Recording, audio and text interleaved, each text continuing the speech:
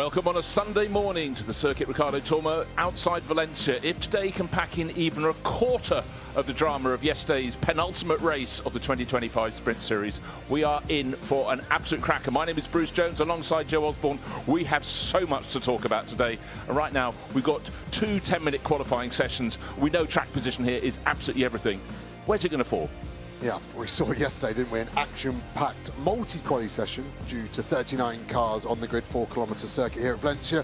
We have decided to split it, and you can see why. This tight, twisty nature of the infield of Valencia circuit, 14 corners packed in to 4 kilometres, means there'll be too much traffic. So to make it a purer qualifying session, we split the group in half, and this morning it will be our bronze and silver cars out first, and then the second session will be our gold and pro cars. So it's going to be busy out there, but you're right, yesterday we saw some big upsets in qualifying, and those upsets only got more tantrumy as we went into the race.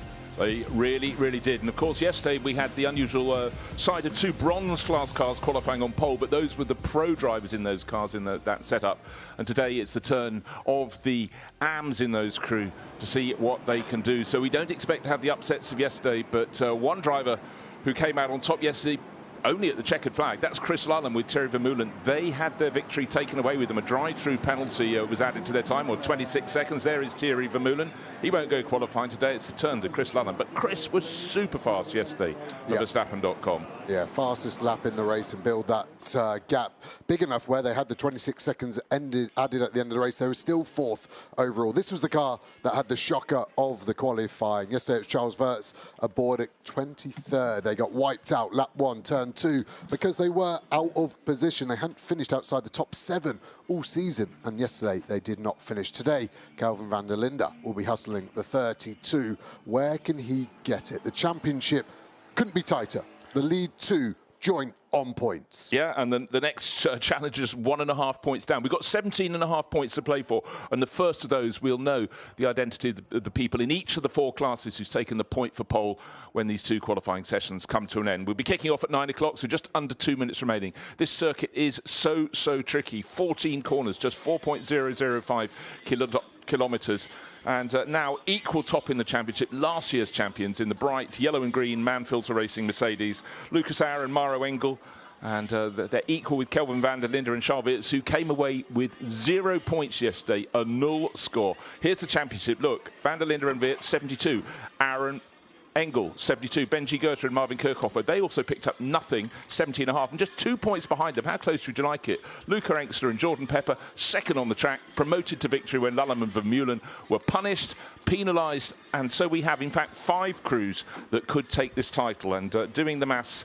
any of the top 4 crews, if they win this race, they win the title. It's that simple. Couldn't be better. And suddenly the pole position, the point becomes prevalent. Normally we look down our nose, a single point. What's the point? Quite literally now it would make the difference. So that could be a factor as well. This car was on the move yesterday. Engster was good at the start, made some clever moves, kept the car clean. Pepper took over, did that mega move round the outside of Louis Pret in the 58 McLaren, and he was the man on the move. So it's hard to call where pole position is going to come from. I think in the first session, Hartog will be up there in the Rutronic Porsche, not the championship Rutronic Porsche. And then I think you've got Lullen, you've got Pepper, Ben Green as well in the sister Emil Frey Ferrari. What can Engel do? What can van der Linde do? I just think at the moment the Lamborghini and the Ferrari seem to have the upper hand here. Look, we had the extraordinary circumstance yesterday, Joe, when 3 of the top 4 cars in the championship came away with 0 points. And if you look at the finishing record in the last 3 races alone for the Grasser Racing Lamborghini of Jordan Pepper and Luca Engster, first, second, first. That's why they've come from dark horses to very much in the mix in this championship. And the 5th crew that can still take the title, Sven Muller and Patrick Niederhauser, the Rutronic Racing Porsche on the left-hand side of your screen, bright yellow and the darker blue. They came away with nothing. It looked at one point as they were going to be the beneficiaries. However, there were so many twists and turns yesterday. You need to watch the highlights of the highlights to find out what exactly was going on. It was fast, it was frenetic, and the pit is now open, so the first cars just going around the first couple of corners, but we should have in this group 23 cars coming out to play. It's a little more crowded, and let's see how it works. In fact, let's do the maths again. 22 cars in this, I beg your pardon. But it's all about, it's only a 10-minute session. It's fast, but will people come away with the time they expect, or will they be interrupted? So the first two cars on the track, Andrei Mukazov, the 66 Trazer Attempter Racing Audi, and Dmitry Givetsava, car number 85, the Imperiale Racing Lamborghini. They could well have a face full of cars when they come down to start their first flying lap, or not. Nobody else. Mercedes just piling off down the pit lane. But, you know, let's see if people get interrupted. And yesterday, a car that really did was that number 32 championship leading team WRT BMW. A little bit of bad luck, but the lap was wasted. And really, what do you reckon, Joe? Just 2 laps on the sweet spots on these Pirelli tyres? Yeah, we didn't see anyone improve on their lap 3 at the sharp end of qualifying yesterday. So that's why there isn't this mad rush, because you only need 4.5 minutes to do your out lap and 2 flyers. So we still have plenty of time to do that. And some of the silver cars will just be a bit wary of the bronze cars going out there, amateur drivers, roughly 1.5 seconds, 2 seconds off. So it's harder to find that gap potentially as we get our first drivers flying into turn 1. Well, they're lucky not quite interrupted there, so Dmitry Givetsava pressing on. He shares with Loris Spinelli, who can just do magical things with a Lamborghini. So he knows if he qualifies well, Loris will really help that car up the order. Jess Hawkins out in Come To You Racing Aston Martin, also looking to put together a time, because yesterday her first run in the sprint series and didn't get to race at all, because unfortunately her teammate Rodrigo Almeida did not bring the car back. Was one of several that got deposited in the gravel. But really, if you haven't caught up with yesterday's action, it was like someone fired a billiard ball or a pool ball into the others. Not so much at turn 1, lots of cars running wide. It was what happened up at turn 2. 2 cars on the grass, they couldn't stop and slammed into not 1 but 2 of the championship challengers. Yeah, I think it was like billiard balls in a squash room, and there was cannons firing them everywhere. It was left, right and centre, wasn't it? And the debris and the shrapnel was wild. Lamborghini here looking okay at the moment. Maybe a touch of understeer, not able to get there, as we see the 21 car, our silver champions. Exactly, the only champions, so the only ones who got the job done with 1 race to go. They had a good run. In fact, a penalty took away the silver class victory, but, you know, the championship's in their pocket, and what a luxurious position to be in, knowing this track provides incident and, you know, just quite a lot of innocent parties yesterday ended up with damage. But we digress, because we're looking at the clock counting down in this qualifying session. This is the first of 2. We're going to build up and combine all 39 cars, combine their times, and see who's going to come out and take the coveted pole position. Yesterday, it was the bronze class leading Kessel Racing Ferrari with a brilliant lap from Dennis Marshall, just ahead of the bronze class car of Bastien Boos. It was Ferrari ahead of Porsche, Kessel Racing ahead of Lion Speed GP. That was a decent lap from Gavazza there. That's 2.5 off the pole yesterday. So for the AM time, that's right in the mix. What can Basha Mardini do about that? Everyone's looking towards their class. We've got 4 classes here, remember, so we always talk about overall, but then the interclass battle is strong. So the bronze backing on the number there on your screen, showing that this is a bronze car. Look at the traffic there. He's going to get massively compromised, and people are on their outlap. Downlund gets out the way as best he can, but then you've got the Lamborghini as well. Slow Maldini's flashing his lights. He's still trying to recover this lap, but that's got to have been a second, 2, potentially more. And look who's in front, championship rival Dustin Blackner in the 74 Kessel Ferrari that was on pole overall yesterday.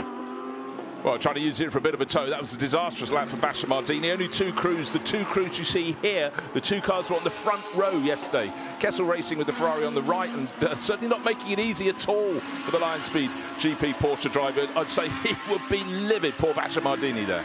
Yeah, I'm surprised that Blackner just tried to defend it. I thought he was going to roll out of it, compromise 2 laps. He decided against it, and now they're both kind of done for on their next flyer before they even got to turn 1. Here's Jess Hawkins, like you said, didn't get any laps at all yesterday, so she'll be trying to get her eye in, keeping it just off the, I was about to say just legal. I think that is going to be a track limit on the last corner there, so she potentially will lose this lap and the next one.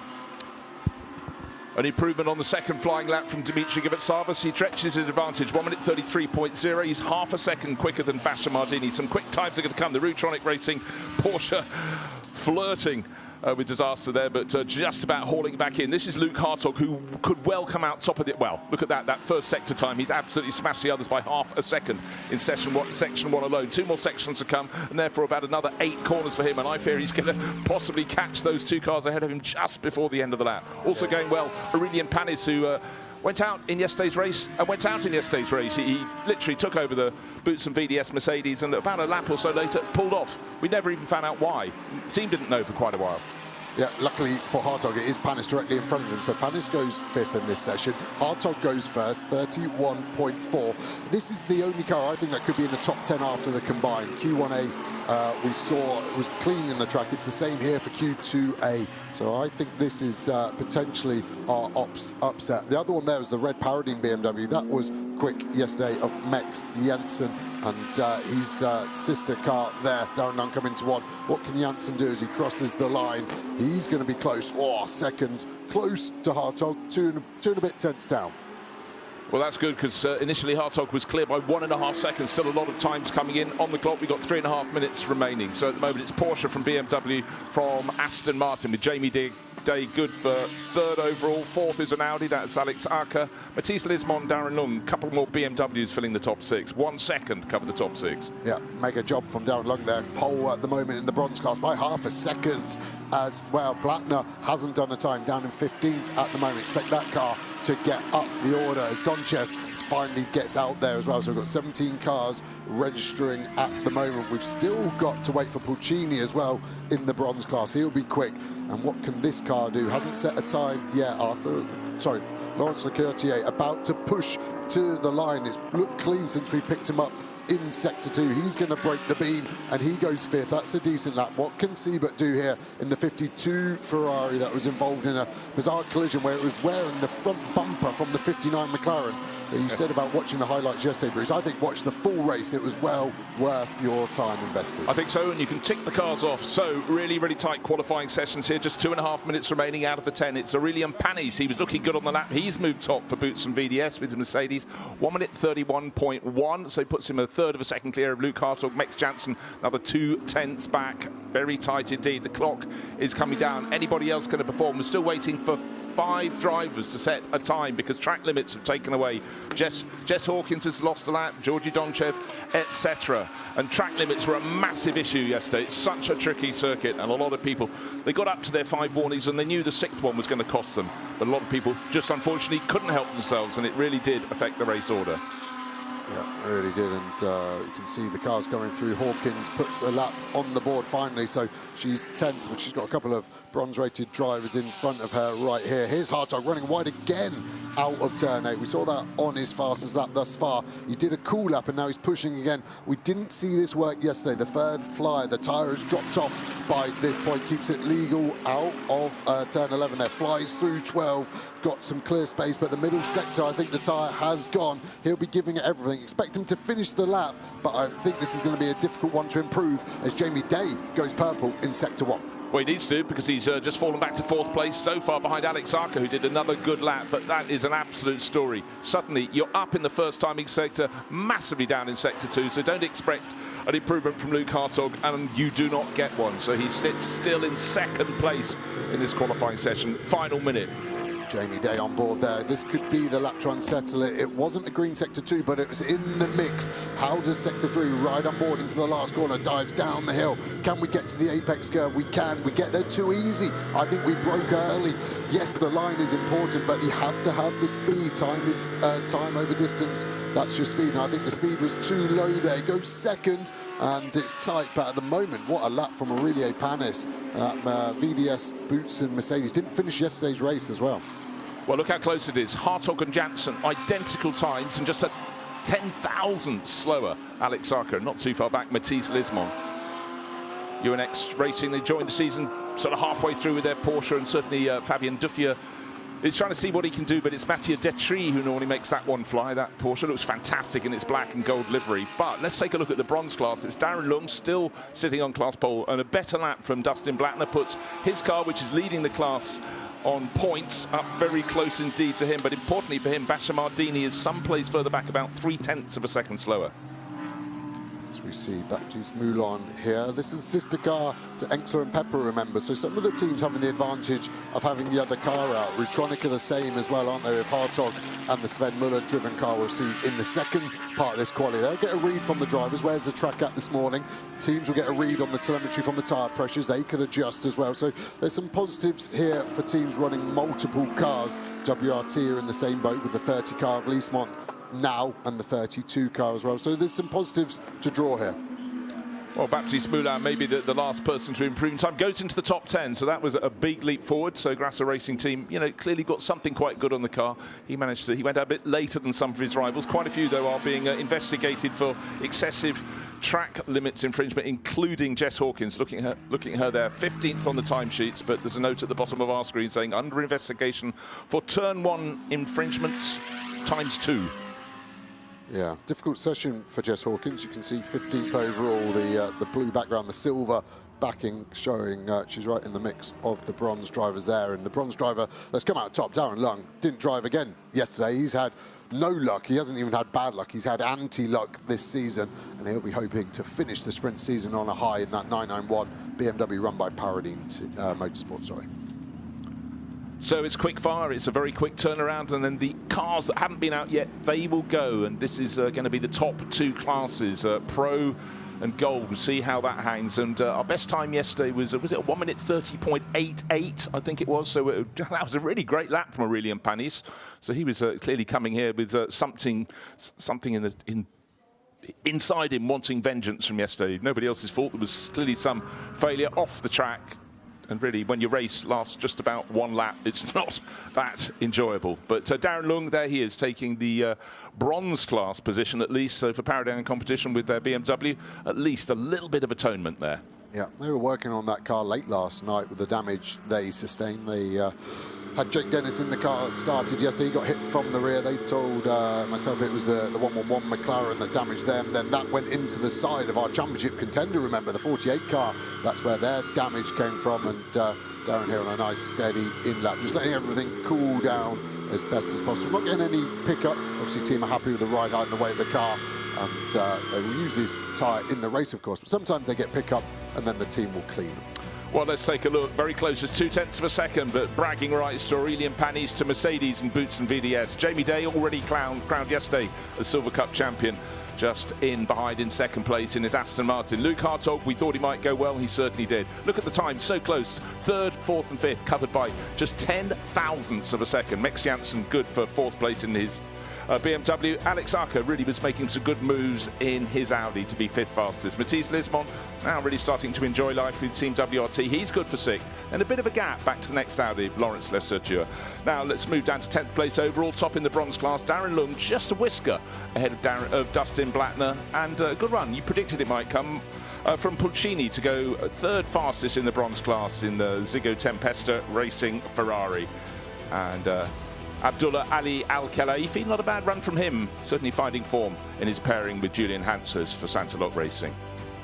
So times set all around. Georgi Donchev on his comeback drive after that fiery exit from Misano brings up the rear of the field, but it's the turn of everybody else to go back out. Darren Lung will climb out of the car there. The number 991 from Paradine competition will go, well, at least that bit worked. Yeah, and the Patron for Paradine, the Skegness team, obviously Simon Traves, they've worked together for a long time, and the team is very much a team. Sometimes you get some drivers a bit disconnected from the real grafters in a race team. Darren Lung is one of the grafters. See Jake Dennis in the white shorts there, his co-driver. And yeah, hugs all around from everyone, from the truckie to the mechanics, to the engineer, to the co-driver, just how a race team should be. Yeah, and also, look, they have to bounce back from yesterday. Sort of innocent party, harpooned up at turn 2. Nothing you can do about that. You just simply have to fight back. And again, one of the cars out early on yesterday was the outright championship leader, the Team 32 BMW from Team WRT. But you know what? They didn't park the car in the garage. They fixed what was ever was wrong and used the rest of the race as testing new elements for today. You've got to just be able to bounce back. And we talked a lot at the time, Joe, about mind management and the excellent messages coming across team radio to Charles Weerts. Keep your head in the game. This is what we're doing now. Clarity of thought, but also clear purpose and working towards that greater goal, which is potentially this year's title. Yeah, and this is where suddenly the tempo is going to be turned. The stress of the driver, the final qualifying of the GT World Challenge powered by AWS.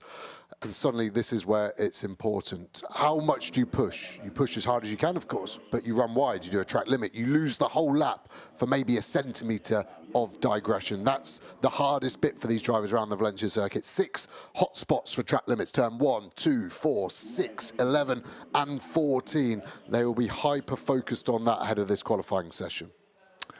Well, a driver who wanted redemption's got it so far. He's down, about to be interviewed by Alex Aurelian Panis. Aurelian, that feels like redemption after yesterday's incident. Yeah, sure. Really happy for the team with this pole position in silver. To be honest, the car was really good. Really easy to drive. So, yeah, really happy about it. But for sure, after the DNF of yesterday, it was really, really difficult to accept because we were fighting for the championship. But then it's like it is.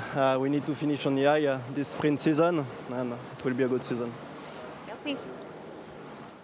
Thank you. You could still feel the shoulders are just starting to come up a little bit. They were very much down yesterday.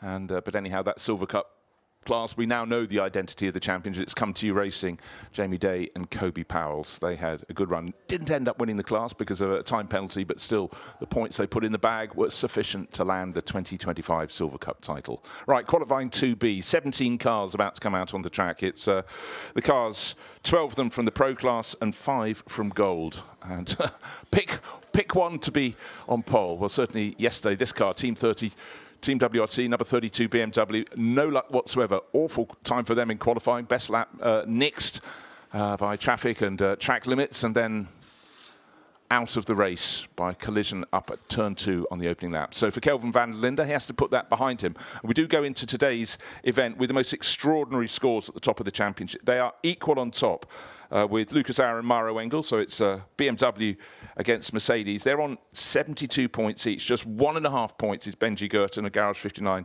McLaren, along with Marvin Kirchhofer. It's Marvin who's at the wheel today, and he's been a major star. Tell you what, let's just, before the cars really get on the track, let's go down and hear from the driver who took the pole for the bronze class Paradigm Competitions, Darren Lung. After what has been a very tricky season and a tricky day yesterday, that must feel good. Yeah, it's a massive relief, to be honest. It's been really tough at various points, and yesterday was just another kick between the legs. But yeah, it was just really nice to post something up for everyone to get excited about and try and get a bit of momentum going again. Do we have a lucky charm here? Yeah, we absolutely do, yeah. This is my daughter, Eleanor. So she came over to come feed me her apple when you turned up, so yeah. Proud of your daddy. Well done, Darren. Well, it's good that young Eleanor knows about nutrition. That's very good indeed. So Darren Lung, not quite a smile on his face, but certainly getting back in the right direction. It's very hard to pick yourself up when you've done nothing wrong, and yet your car is removed. Anyhow, this is a track that clearly that is a massive consequence of where you qualify on the grid. If you're in the first couple of rows, hopefully you're going to be safe. But as you said, particularly for Team WRT, you said they're in the middle of the pack. They could be attacked from in front or behind. In fact, it was the flank. Yeah, it really was, wasn't it? And Darren Lung should be a bit more upbeat, because I think here at Valencia, the qualifying's more than half the job.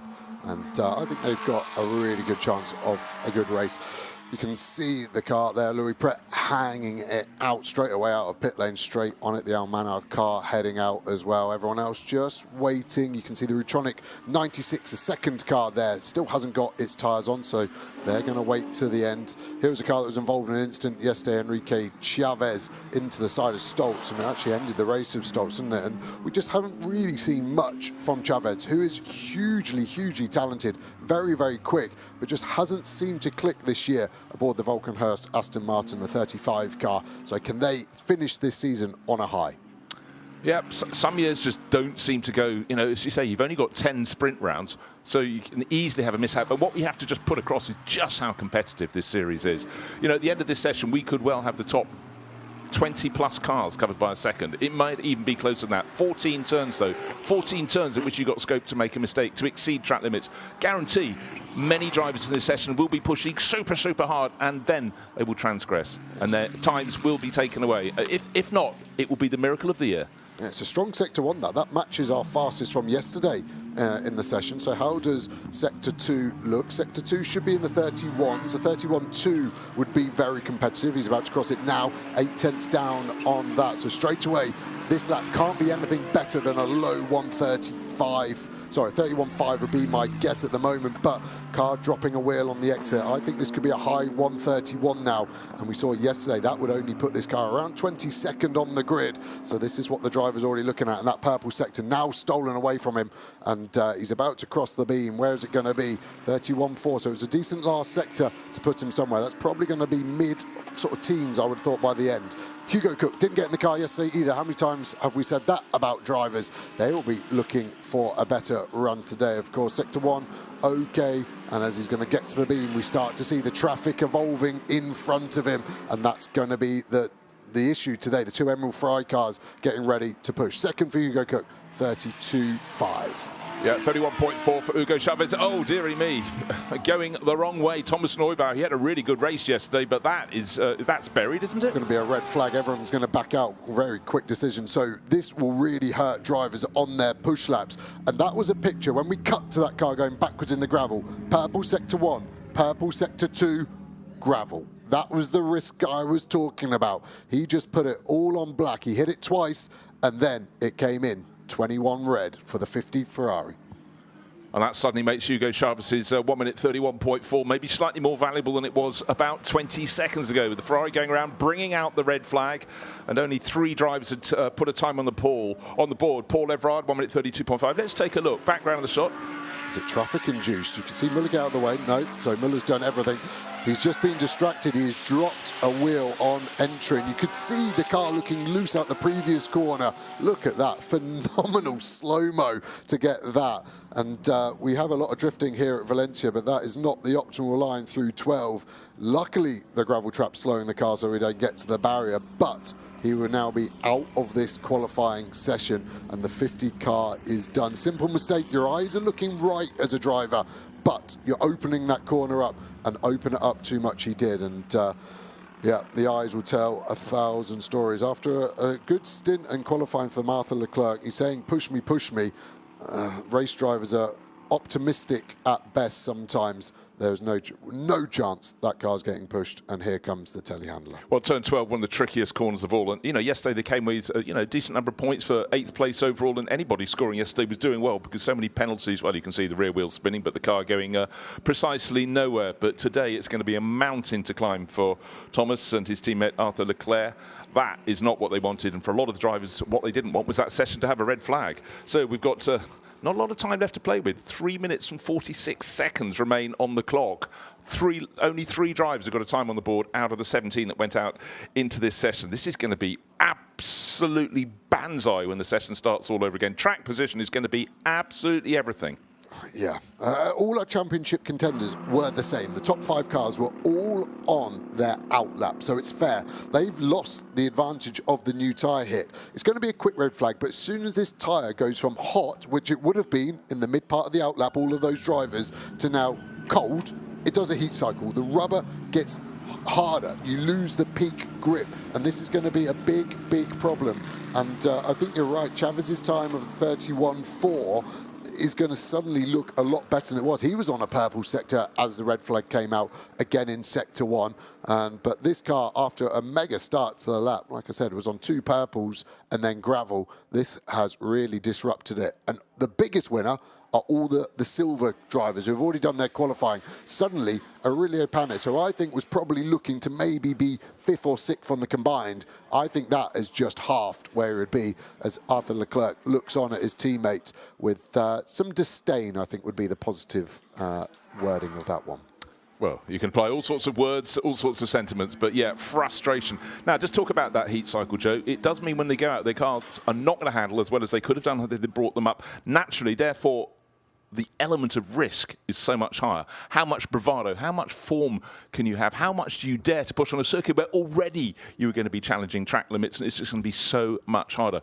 Could we be looking at Aurelien Panis on pole position? I reckon he'd have been in about 10th to 15th place on the grid, but suddenly he must be thinking 1 minute 31.1, that's all right. Yeah, he really will. The biggest race of the day now is as soon as the fast lane opens, teams will want to go and queue at the end of pit lane, because with the time remaining, you see WRT actually taking the tyres off and then back on. I'm surprised at that because there's always going to be a short reflag, whereas you can see the Mercedes, the yellow car, already on the deck, ready, the car controller just looking. He'll be waiting to hear from the engineer, fast lane open, and that car will then just get sent and to queue, because by the time you've done your outlap, there's a maximum of 2 flyers. And if these tyres have dropped off, as that isn't going to be reflected upon positively. Shaking the gravel out is one thing, but doing it on the racing line is almost the worst thing you can do. Yeah, sharing it with everyone else. So any team that's got its pit garage down towards pit exit will be going, oh, thank goodness for that in the lottery of life, because those, wow, dearie me, well, I mean, certainly be.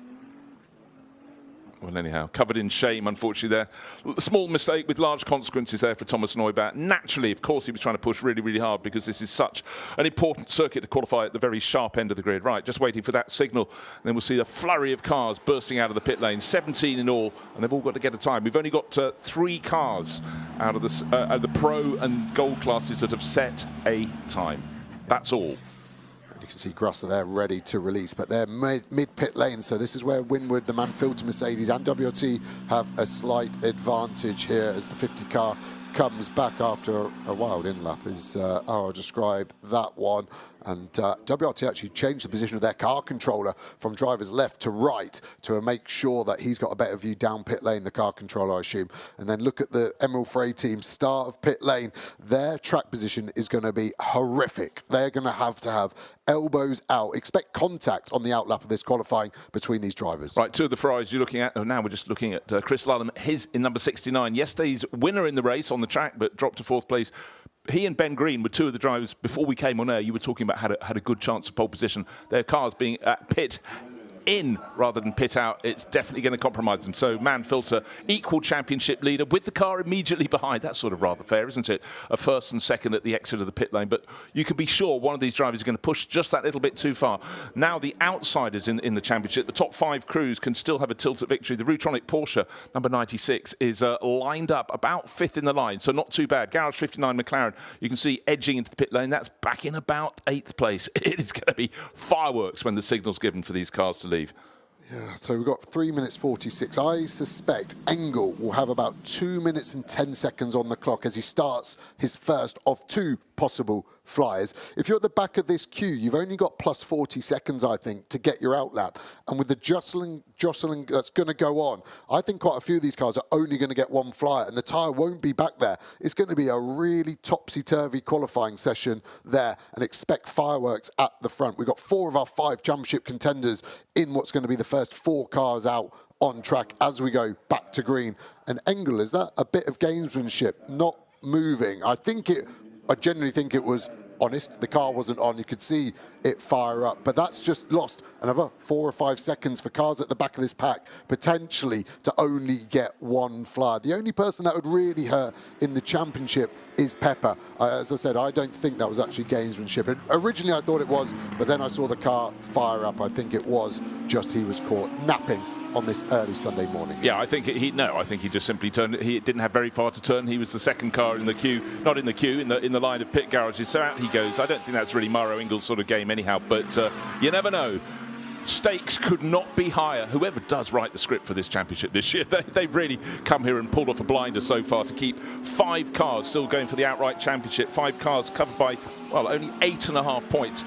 Right, there's 1 point coming up for pole position. That could be the championship deciding point in so many ways. 16.5 points for race victory, 12 for 2nd, 9.5 from 3rd, down to just half a point for 10th. Anyhow, all we can focus on now is who is going to take pole position. What's the clock doing? It's going down. 2 minutes, 45 seconds remain. Blink of an eye. It's gone quickly, hasn't it? A minute has gone already since they got the green flag.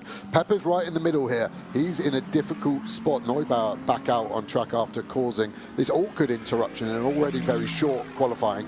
Engel ready to set his lap up. Van der Linde just behind him as well. This is well poised, so they're only going to get the 2 laps, that's for sure.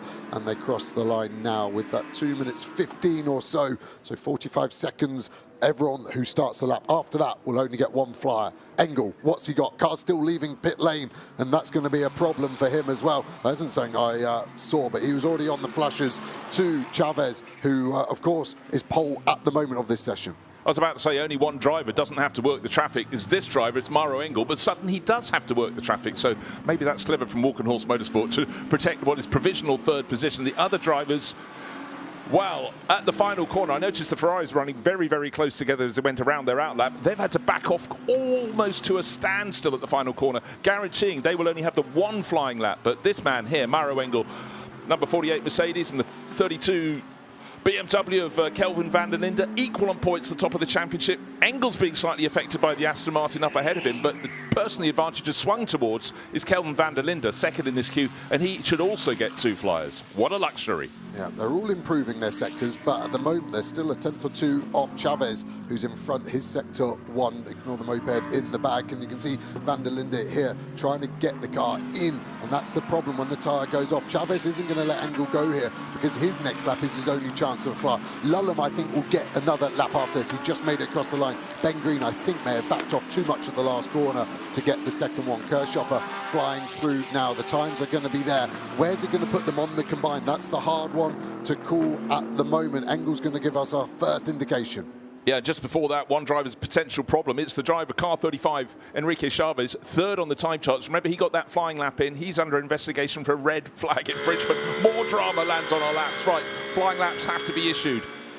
Van der Linde's the one who's done the best job so far, goes third overall, so just goes slightly quicker than Chavez in this session. And you can see Muller there as well. Pepper goes up to 9th. Kirchhoffer is 15th at the moment, but having to look a long way down at the moment to find Maro Engel, and he's all the way down in 12th at the moment, so this is his last shot. Yeah, but you know what he's doing. You talked about this during the interval, during the red flag period. You talked about the heat cycle of the tyres. He knew his first lap was about getting the tyres back up to temperature, maybe in the outlap, but maybe he just decided because the Aston Martin of Enrique Chavez was up ahead of him, he'd save it for the second lap. Now he's got to deliver. The clock has counted down to 0. The checkered flag will greet him next time around, but top in the Pro Class now is Kelvin van der Linde. Remember, his teammate qualified only 23rd on the grid yesterday, making it a mountain to climb, but here we are, bang, at the right end. Keep an eye on this car. Purple sector 1's for Sven Muller. He's got no traffic in front of him at all, just the Almanor car in the distance. That will be okay. Van der Linde's already made a mistake in sector 2 that I've seen. Engel struggling to improve. This could be the car on overall pole. This is still in the championship hunt. This needs the extra point from pole position to really help. We've got 17.5 points remaining to score this year. 5% is awarded for this pole position. I don't think it's going to be either of these two cars from what we've seen on this lap. This is the checkered flag. This is our final qualifying of the year. Where's everyone going to stack up? Let's keep eyes on Sven Muller. This has been a mega lap. Van der Linde does go up again, and Sven Muller's going to cross the line now to go second. I haven't even had a look at Marvin Kirchhoffer, so often a pole qualifier, and just bangs in a great lap. But Aurelian Panis still top of the pile just by 65 thousandths of a second for Aurelian Panis. What a session. Can Chris Lullum do anything? Flying through the first sector of the lap. This is a driver who was first to the finish line yesterday, got dropped with the penalty to 4th place. For now, up onto pole goes Jordan Pepper, the Lamborghini from Grasser Racing Team. The form is phenomenal for him, and Chris Lullum, well, a good lap for him as well, but boy oh boy, that was a lottery going through the session, and Grasser Racing Team just somehow find their way to the very top. They're just having a phenomenal end to their season. What a session. So much dilemma, so much difficulty with that red flag. And yet the scramble suddenly, after the disaster of yesterday, the number 32 WRT BMW right in the mix, the Garage 59 McLaren just pips them, but it's been a real swing of the pendulum. And for Grasser Racing Team, oh my, that was fantastic. Jordan Pepper take a bow. He's the in-form Lamborghini driver at the moment with the nicest valeted dashboard I've ever seen in motorsport. And Aurelian Panis was so close to overall pole. And in that final scramble, we thought the driver with the best opportunity was the first one out of the pit lane, Maro Engel, the Mann-Filter Mercedes. And yet, it didn't come on that first flying lap. He came eventually 16th, so he's got almost an equivalent disaster to his championship rival from Team WRT. But today, Team WRT are back at the sharp end.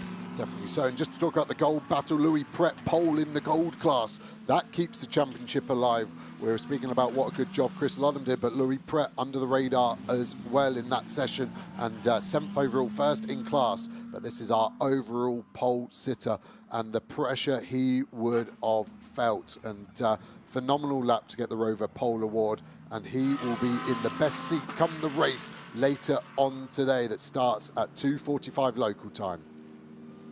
Well, let's listen to the radio from this car, car 32. Pepper, then the 10, which is a silver, then Kirchhoffer, then you. Great job. Great job, well done, Kelvin. Oh, sorry, that was a good lap. Yeah, he's saying sorry. I think when we were watching at turn 8 on his fast lap, he went in deep. He was obviously catching Engel as well, which just had no pace, this 48 car whatsoever. And yeah, to be 10th in that session, that is going to be a difficult race for them. And it's a Jekyll and Hyde weekend. They had the good race 1 quali and the bad race 2. Wow, it's really swung. Now we've got the top 4 crews. Listen to this. Equal on points. Maro Engel, despite that disastrous 16th place in qualifying, 72 points with his teammate Lucas Auer. Kelvin van der Linde, better qualifying for him with Charvitz. He's equal on 72 points. 70.5 points for Benji Goether and Marvin Kirchhofer, who Kirchhofer qualified 3rd. Luca Angster, Jordan Pepper, an extra point. They are just 1 point further back. So we've got 2.5 points now going into a race that has 16.5 points for victory between the top 4 crews. Phenomenal. And apologies for the bad language, but clearly the emotion getting the better there of Jordan Pepper. But that was an epic qualifying session from him, and you really had to pull the rabbit from the hat.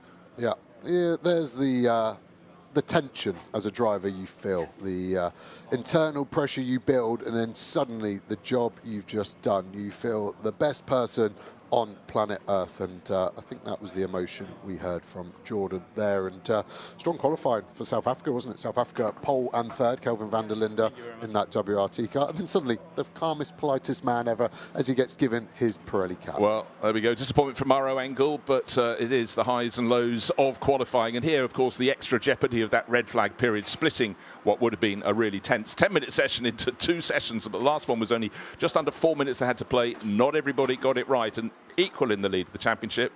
But let's go down and hear from our Rover pole position award winner. His name is Jordan Pepper. Jordan taking the Rover pole position. You did that when it counted. My goodness, that was a mega lap in a very disruptive session. Yeah, I mean, that wasn't ideal for anyone out there. Yeah, the red flag wasn't easy. We were lucky, I think, to get in just before it went red. So, well, as it went red. So at least we had hot tires, which was good. And then, yeah, lap of my life. I mean, I apologized to the team that there was nothing more on the table when I crossed the line, and they replied with it's P1, because I knew the Merc in the first session did a 1 as well, and I wasn't sure which one was better. So, yeah, just proud. Congratulations. MJ will now present the Rover Pole Award. Thank you very much. Well, you can see the delight from our Rover Pole Award winner. That was tough. I mean, it's a tough track anyhow. If we'd had a regular 10-minute session, it was going to be fireworks, dynamite. But to have just just under 4 minutes to go out and get it right. Could you get 1 flying lap in? Could you get 2? It was going to be tight. The scramble down the pit lane was quite something, but Jordan Pepper, the Grasser Racing team with their Lamborghini are coming on song nicely. The last 3 races, 1st, 2nd, 1st, and pole for this one. And you have to feel this almost more than any circuit we visit, pole position is vital. Let's take a look at the times at the end. And there we have Jordan Pepper at the top, just pipping the best of the silver class runners. They had a much cleaner session. Aurelian Panis will be proud for Boots and VDS with his Mercedes. Marvin Kirchhofer rising towards the top in that scramble. 3rd place for him, just a whisker further back, but just ahead of Kelvin van der Linde. And this race, 4 of the top 5 championship challengers are in the top 5 positions, with Sven Muller good in his Rutronic Racing Porsche for 5th overall. Jamie Day, silver Cup title in the bag. He is 6th on the grid. Then best of the gold, Louis Pret doing another great job. That championship battle not over yet. That point could yet be vital. And Chris Ludlam, still a good job from him, 9th, still leading the Gold Cup, but after the disappointments of yesterday, having victory taken away, he will have to try and bounce back. Top in the bronze class, there it is, Darren Lung, 25th overall, just a whisker in front of Dustin Blackner. Much better run from Pulcini to be 3rd in class. And one car didn't get any times eventually at all. Jess Hawkins having her times taken away for track infringements. But the grid has been shuffled, maybe not as much as yesterday. We've certainly got some quick runners down the order. But as I say, 4 of the 5 crews that can take the overall title in the top 5 positions. A lot to be discussed there. Kelvin van der Linde, well, he did a very good job indeed. Trying to be private there, but tricky days. Now, let's take a look at the title race. As I said, how close would you like it? Top 2 crews, 72 points in each.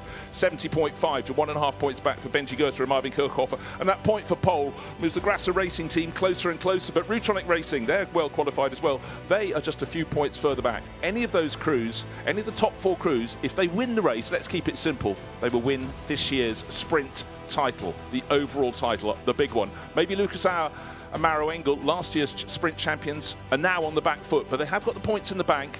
And as we saw yesterday in the race, absolutely anything can happen. 16.5 points left to play for. 2.5 points. The difference between first and second is all that remains between the top 4 crews. Nothing. So that was a qualifying session, 2 qualifying sessions for the price of 1, almost 3, because of course we had the second one split. But let's take a look in the gold class. Chris Lulham, his lead with Thierry Vermeulen cut to just, well, it seems like almost a familiar figure, just 3.5 points. Louis Pret on his own, because he hasn't had a teammate with him all season long. Gilles Magnus and Paul Everard still in the hunt. They're 10 points down, but for them it wasn't the best of qualifying today. But certainly very, very tight at the top. Can Louis Pret and Garage 59 wrest the title from MFRI Racing? Well, we're going to find out this afternoon here at the Circuit Ricardo Tormo in Valencia. In bronze, pole position today for Darren Lung, looking to avenge a season that's been full of problems. He's 6th in the championship, but really this championship battle will come down to just a 2-way battle between Kessel Racing's Ferrari of Dennis Marshall and Dustin Blattner, and Basha Mardini and Bastien Boos in the Lion Speed GP Porsche. Which one will be title winner? We'll find out later this afternoon here in Valencia. So qualifying now over, and let's take a look at the highlights. It was a question, 10 minutes of qualifying, who would go well? Matisse Lismon was showing increased form in this battle for bronze and silver honours. Luke Hartog was looking handy. Jamie Day definitely on his toes, but the crew that came through after an awful race yesterday. In bronze class, it was Darren Lung. He didn't even get to start the race yesterday. But it was Aurelien Panis who got the job done for Boots and VDS. He too came away with nothing from yesterday, but Sunday is looking a whole lot better for him. And then, of course, it was the turn of the top crews to go out. And it's going to be a question of who could do what. But unfortunately, almost before they could get their flying laps underway, flying around the track, but flying off the track was Thomas Neuber. That brought out the red flag. It looked as though Mauro Engel in the number 48 Mercedes had the best option. He was the first car in the queue. Rutronic Racing pushing on very hard indeed for Sven Muller. But likewise, Marvin Kirchhofer working well, came over eventually 3rd onto the grid, but it belonged to Jordan Pepper, the back of the pack, but he came through, took a pole position. This is the team on form. These are the outsiders in the championship.